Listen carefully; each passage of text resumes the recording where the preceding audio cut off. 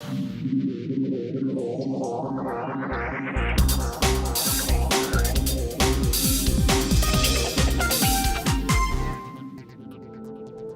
is the age of digital snapping, where you can take as many pictures as your card will hold. But landscape photographer Craig McMaster prefers a slower approach. He works in both colour and black and white and uses a heavy, large format camera. In this month's Secret Places, Craig has brought us to one of his favourite locations, just north of Inverness in the Great Glen. This is the wild, remote landscape of Glen Affric. I've been fortunate enough to travel all around the world and all over Scotland, and this is one of my favourite places to come and to photograph. It's wild, it's still a wild place. It's relatively untouched by man, and I think its wildness appeals to me. It's a woodland, it's a forest, and it still holds some mystery, and it's a great place to explore, and it's a great place to visit. I think we all live a very busy, hectic life these days, and I think that a lot of us live in centrally heated houses, insulated, and we insulate ourselves from the natural world. To come to these places, it helps me to switch off and to relax and calm down. I find there's a peace and a tranquility in these places it's hard to find anywhere else. I suppose you could call it a kind of meditation. It's me, my camera, these places. All my troubles are left behind me. I started off as a climber in my late teens, early 20s, and I was so inspired by the Scottish landscape and the things I've seen around me in Scotland. And I tried to photograph these places, but it was always an abject failure. So I taught myself how to take photographs, made lots of mistakes, read lots of books, spoke to lots of people. And over the years I've gradually increased my skill. And I think more importantly, I've increased my understanding of the landscape in Scotland.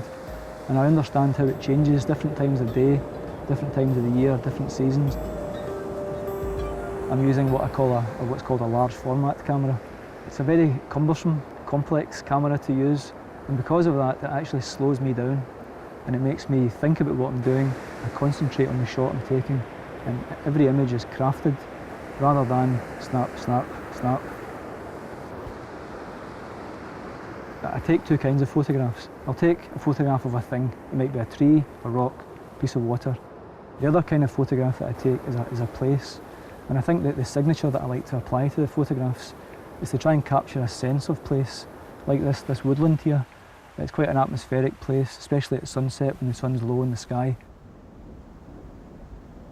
When the light and the season and the landscape all come together in a single moment, for the photographer to be there, I think is part of the skill, and it's also part of the challenge as well.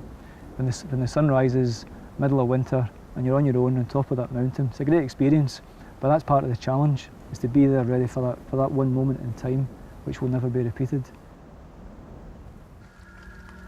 I start early in the morning, usually start before sunrise. I head out to where I'm taking the photographs. It can be a long walk or a long climb to get there, and I'm usually set up ready for sunrise. And I'm lucky if I get one photograph there, I'm lucky. If I get two photographs, I'm very lucky. I'll then pack up, go back to the car or back to the campsite, wherever I am, get some lunch, and then head back out in the afternoon. And again, I might get one photograph in the afternoon. A lot of people think it's a glamorous lifestyle, and they think it must be great being a landscape photographer, being outside all the time, doing the things that I love doing. And to a certain extent, it's true. I am a landscape photographer because I love doing it. But it can be quite hard. It can be cold and it can be wet, and there's a lot of failures. But it is possible to make a living from landscape photography, and it's a good way to make a living. It's a good life. I've seen parts of Scotland I would never have seen before, and I've also seen parts of the world I would never have seen before. I wouldn't change what I do. I do it because I love doing it. And there's a book by Craig McMaster of his black and white images entitled Elements, The Landscape of Scotland. It's published by Mercat Press and costs £20.